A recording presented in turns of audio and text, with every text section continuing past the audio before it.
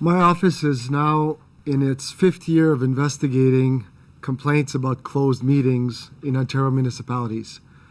It is, frankly, something I never expected doing when I was first appointed in 2005. But it has been an eye-opening experience. It allowed us to use our expertise in promoting open and transparent government, and it has given us a front row view of how passionate people are about their local governments. It has also shown us that there's still a lot of work to do in raising awareness of the Sunshine Law, otherwise known as the open meeting requirements in the Municipal Act, amongst the public and even municipal officials themselves. We found a marked disparity between municipalities and how they follow the Sunshine Law rules. Some councils are models of transparency, others are shockingly secretive and even defiant in the face of public complaints. In this case, diversity is not a good thing. Transparency in government should not depend on where you live. It should not depend on the whims of local government. Nous avons constaté une disparité marquée dans la manière dont les municipalités suivent les règlements de la loi sur la transparence. Certains conseils sont des modèles de transparence, d'autres se montrent outrageusement secrets et font même preuve d'arrogance face aux plaintes du public. Dans cette situation, la diversité n'est pas une bonne chose. La transparence au gouvernement ne devrait pas dépendre de la localité où vous vivez. Elle ne devrait pas dépendre du bon plaisir de vos politiciens locaux. Since 2008, as an officer of the provincial legislature, who oversees more than 500 different government bodies, I've used my office's resources to ease this disparity and promote consistent transparency throughout the province. We have handled more than 300 complaints about closed meetings since 2008. And this year we had 128 cases, so many that I thought it was high time that they had their own report. There are no penalties in Ontario's Sunshine Law, like there are in the US, for example. When councils run afoul of the rules, I report publicly in my investigations and make recommendations for improvements. Our focus has been on education, not blame. We've sent copies of our Sunshine Law handbook to every councillor in the province twice, not just to the 191 municipalities that use us as their investigator, but all of them. We visited councils that asked us to come and educate them on the rules. In today's report, you'll see the very first page, the inside cover, is a reproduction of a card that we've produced for all councillors. We're sending it to every one of them so they can carry it with them and refer to whenever they close a meeting to make sure they're on track. The idea came from one of the municipalities we investigated. The last line of this card is our most basic advice. When in doubt, open the meeting. Unfortunately, for too many councils, it's not that simple. Even in the fifth year of the Sunshine Law, too many municipal councils are playing by their own rules, closing meetings illegally, voting behind closed doors, you name it. Bien que la loi sur la transparence soit maintenue en vigueur depuis 5 ans, trop de conseils municipaux continuent de jouer selon leurs propres règles, tenant par exemple des séances à huis clos illégalement et votant derrière les portes closes. The good news is they are in the minority. Most municipalities get it right, and even some of the worst violators have come around after our investigations. But the bad news is that some of the worst offenders are the most recalcitrant. We encountered a surprising amount of resistance and defiance in our investigations this year. That's another reason for this report. For many of these councils, the resistance stems from a lack of familiarity with our office and with the Sunshine Law itself. The greater the public discussion about these issues, the better our local governments will be at holding the doors open and letting the public in. We took the extra step today to make sure that reporters from across the province can join us and ask questions that relate to their municipalities, and to webcast this event live. We have seen an amazing engagement through local reporters, local activists, citizen reporters on Twitter who are doing great work to promote open government. This is all in the spirit of the Sunshine Law, and I welcome them to the conversation. I'm also taking this opportunity to suggest that all municipalities do one simple thing to make the process simpler. Make video or audio recordings of your meetings, including and particularly the closed ones. Some municipalities keep very good records of those meetings, others have none. So when we go in to investigate a closed meeting, all we have to work with are councillors' recollections. Recording meetings on audio or video would not only save time and resources for all of us, it would help ensure that the rules are being followed. The one change could make an enormous difference to local government transparency in Ontario, and I look forward to reporting progress on this issue next year. I'm now happy to answer questions about the many issues we've investigated this year with one caveat. The report is meant as an overview or snapshot of the province. I don't have all 128 files before me.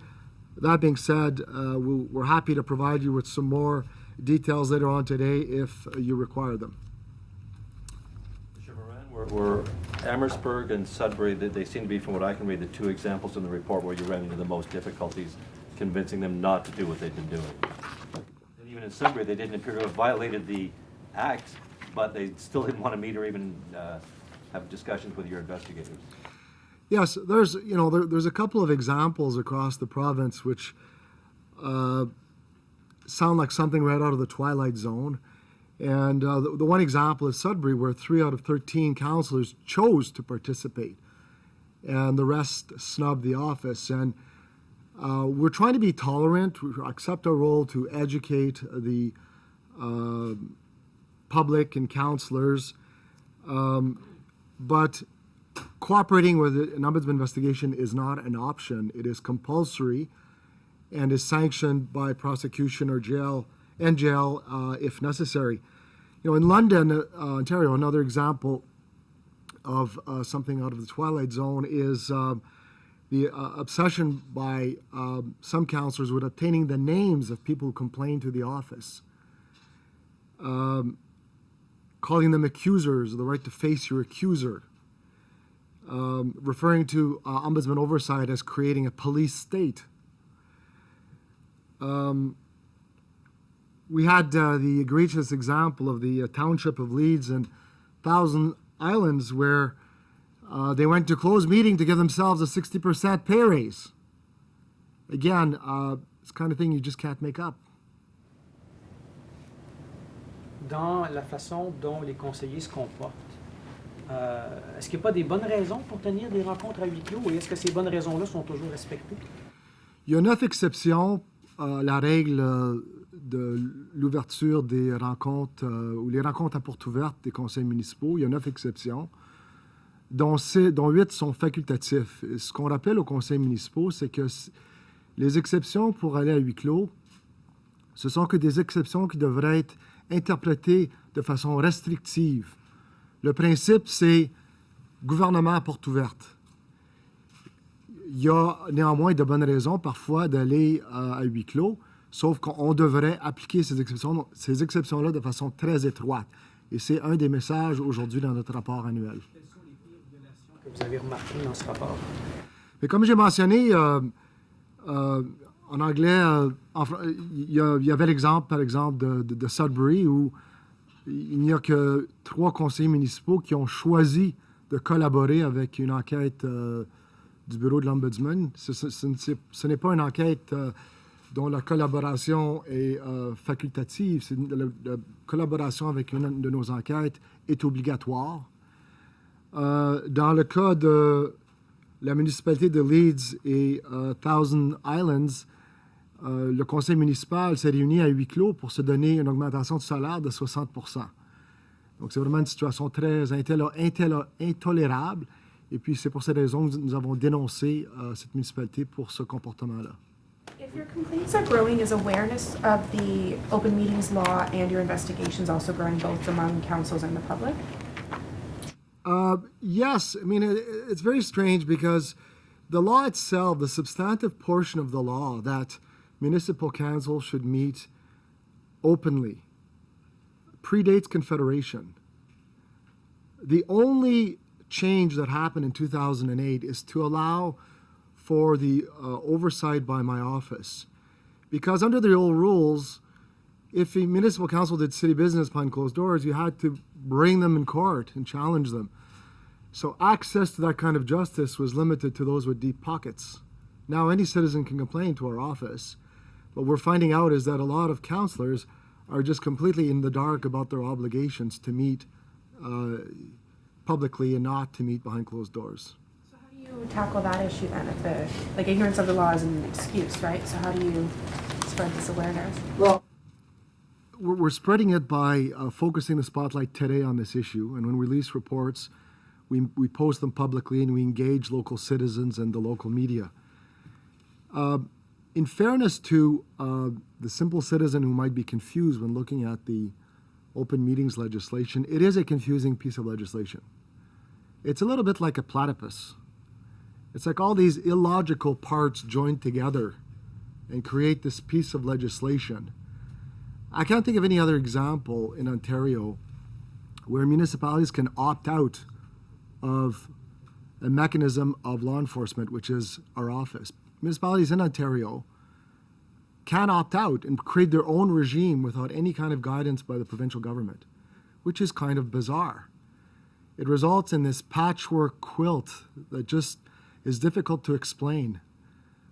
Some municipalities have used the opportunity to create an infrastructure which has a chilling effect on citizens, challenging them on their decisions to go behind closed doors.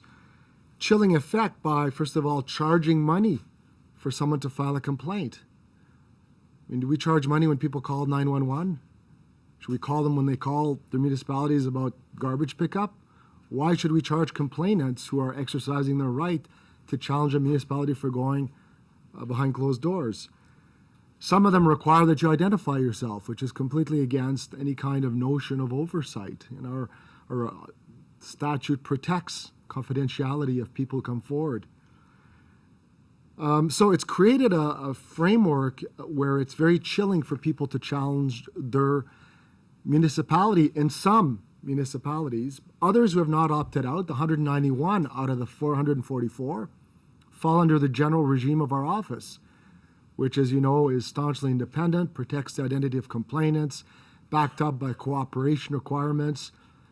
And I'm not hired on a contract per case. There's tenure of office. So we have this system in Ontario which, like I said, resembles a platypus. Like it was put together with odd parts and ends from some kind of a parts bin.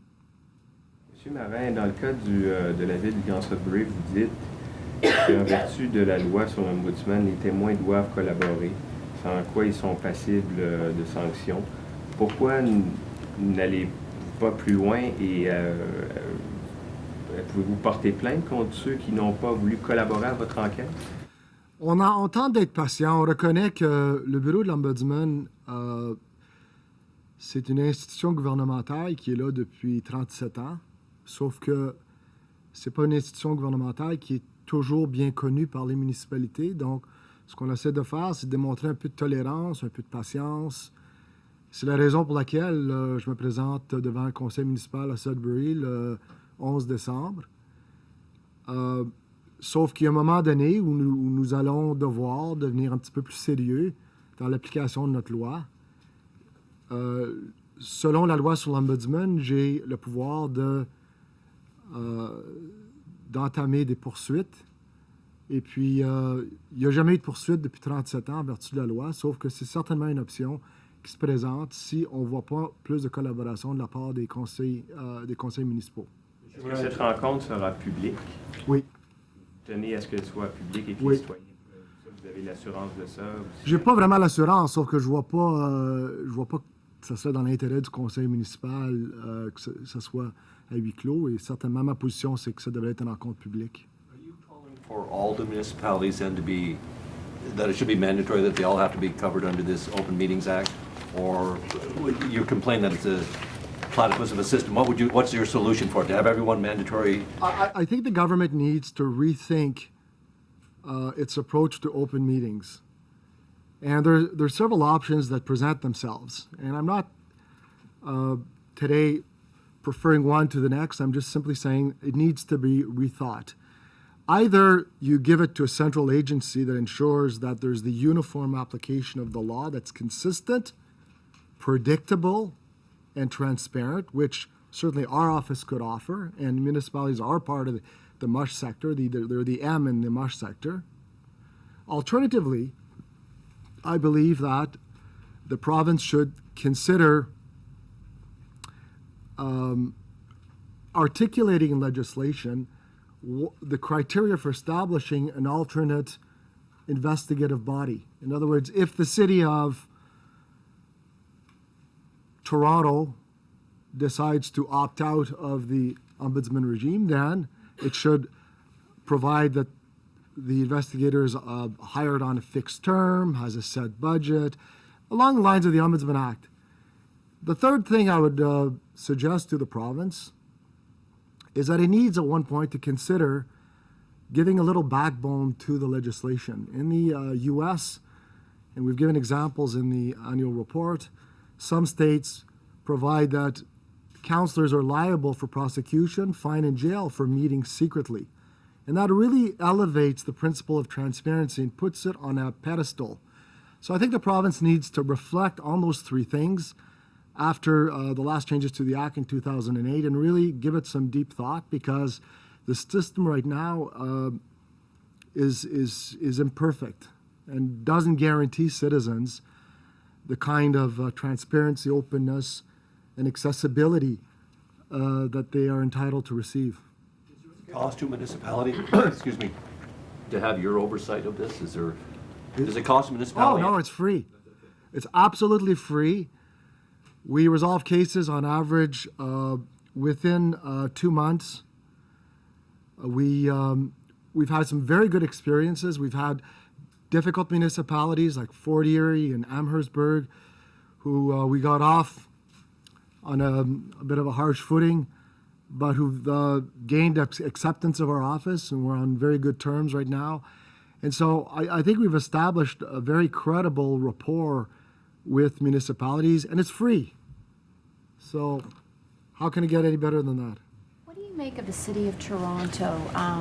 I know that that's not your jurisdiction, but they're pushing back against the cost of an ombudsman. There seems to be a pushback against the whole idea of what an ombudsman does. What do you make of that situation? Well, I think the fact the office is new, perhaps, I know that if you go back in history, when this office was created in 1975, there were some very turbulent early years. I can report right now that there's no issues ever of cooperation between the provincial government and this office. There's a good corporate culture. That does not make me popular, as you know, but we're able to work together because of that corporate history. Now, the City of Toronto, I think at this point, are at a juncture. They're going to have to decide what they want to do. Under the current regime, they do have the flexibility under the current law to merge the oversight offices. They can't eliminate them unless there's a change to the Act, but they can merge them. I know that at one point the City of Toronto was considering opting out their ombudsman legislative requirement to our office. I mean, the law gives them a lot of flexibility. Not that we're requesting it, but certainly those are the options that are available to the city. And or it can maintain the status quo, in which case the oversight offices and council are going to have to learn how to cohabit. But there are options if they choose that they want to go a different route. Un sujet différent, M. Marin, si vous me permettez. La loi sur le G20 qui a mené à l'élimination de la loi sur la protection des ouvrages publics. est morte au feuilleton à cause de la prorogation. J'aimerais avoir vos commentaires là-dessus. Il n'y a pas de doute que la loi qui était présentée devant l'Assemblée législative pour se débarrasser de l'ancienne loi qui date de la Deuxième Guerre mondiale. C'était une initiative qui avait été prise à la suite de notre rapport. Je suis évidemment déçu que ce projet de loi-là a été éteint. Puis j'espère qu'on va voir, une fois que l'Assemblée législative revient au travail, que cette loi-là va être présentée. Et aussi, je trouve ça un peu décourageant aussi que l'initiative d'offrir notre bureau au secteur moche aussi, c'est une initiative qui était présentée par l'opposition, mais j'avais eu des discussions avec le premier ministre à ce sujet-là qui m'avait assuré que c'était pas une situation de...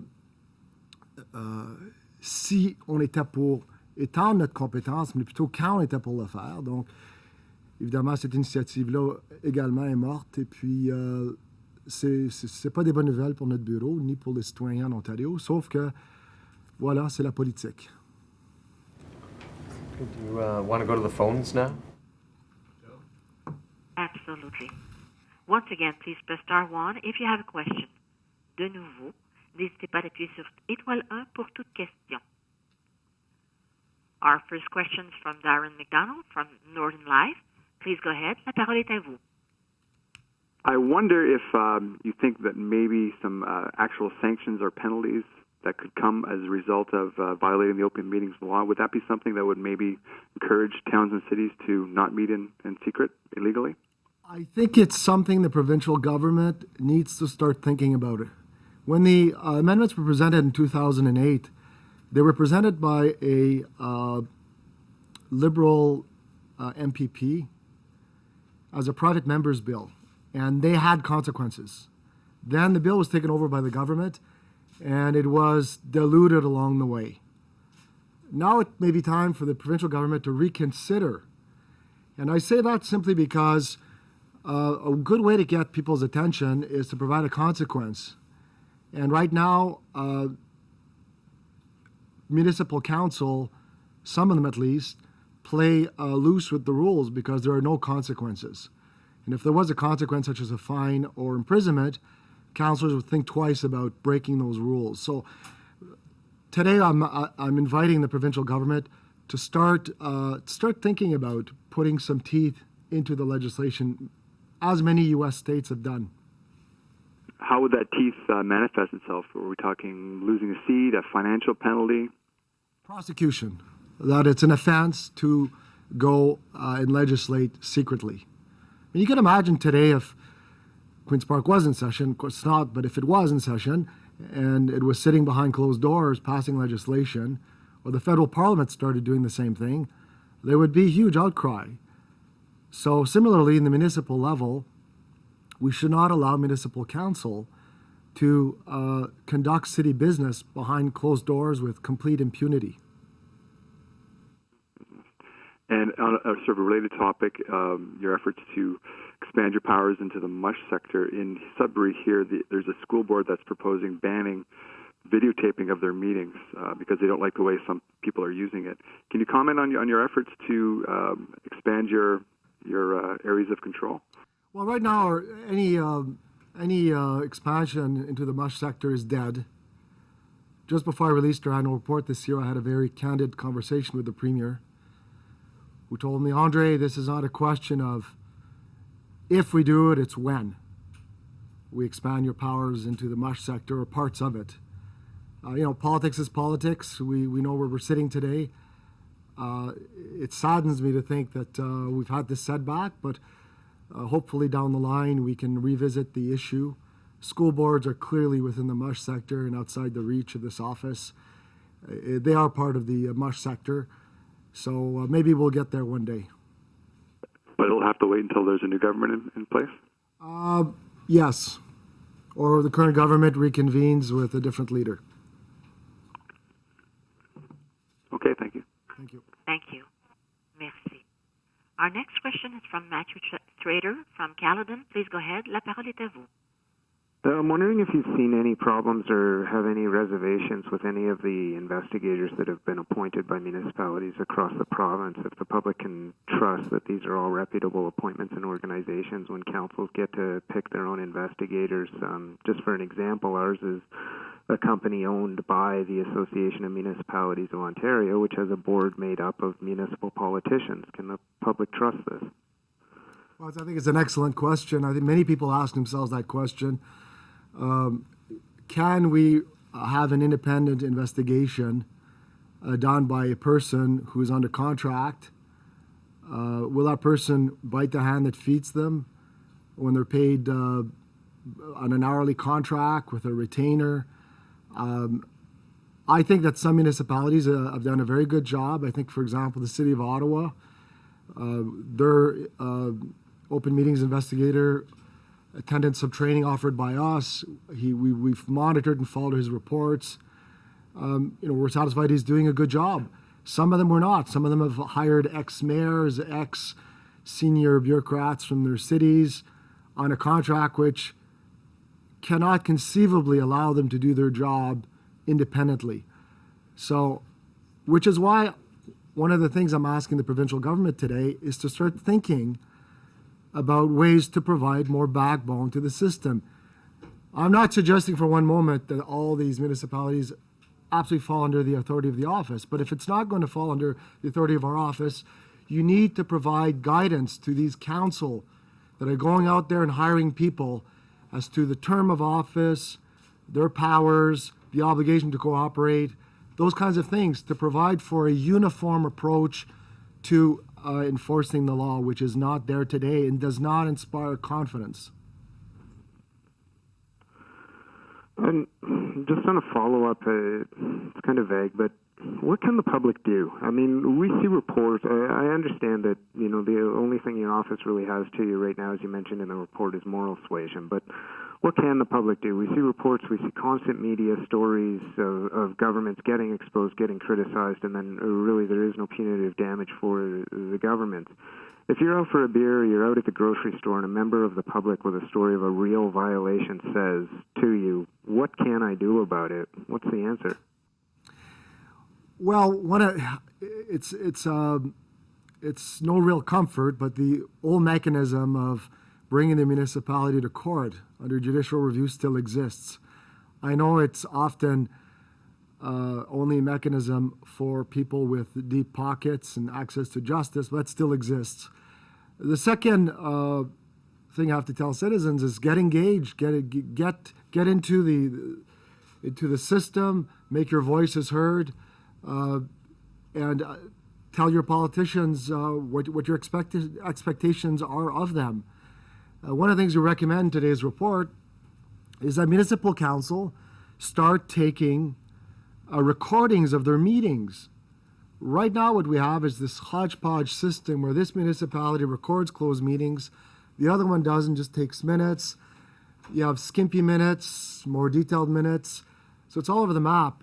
And I think the time has come for municipalities to record, preferably video record, every session they have behind closed doors, so that when I, as investigator, or when the municipal investigators that they've handpicked comes forward, they have a clear record to hold that council to scrutiny. Right now, in some instances, we get involved, and the minutes of the closed meeting tells you absolutely nothing. And so we have to go out and interview councillors. And their reaction is at times to become very defensive, hire lawyers, becomes adversarial. All this would be a lot simpler and cause much less pain and be less expensive if we had a recording of the actual transaction.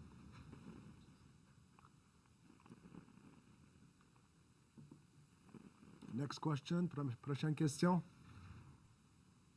Thank you. Our next question is from Nicole O'Reilly from Hamilton Spectator. Please go ahead. La parole est à vous. Oh, hi. You talk about how some councils were models of transparency and other ones were quite secretive and defiant. There's a couple examples of issues in Hamilton that are cited in the report. Can you comment generally about your reception in Hamilton and how Hamilton compares some of the other municipalities you've dealt with? We've had our moments with Hamilton. I'd like to think that we've turned the corner and we're heading to greener pastures. There was some friction in Hamilton. There was a time where Hamilton was forcing us into formal investigations every time we had a complaint. We like to resolve things informally. It's less adversarial. It keeps the wheels turning. Unfortunately, what we found in some municipalities in Ontario is that the city solicitors have been less than helpful. At times, they viewed our office as an encroachment to their fiefdom, and I think have been creating animosity between our office and municipal council. We are not prosecutors. There are no threats to councillors, threats of fine, penalty when we investigate and they cooperate. We investigate process. Was a meeting held properly behind closed doors, or wasn't it? And if it wasn't, how can we fix the problem? That's the extent of our engagement. And at the end of the day, council rules supreme, which means that they are free to accept or reject our recommendations.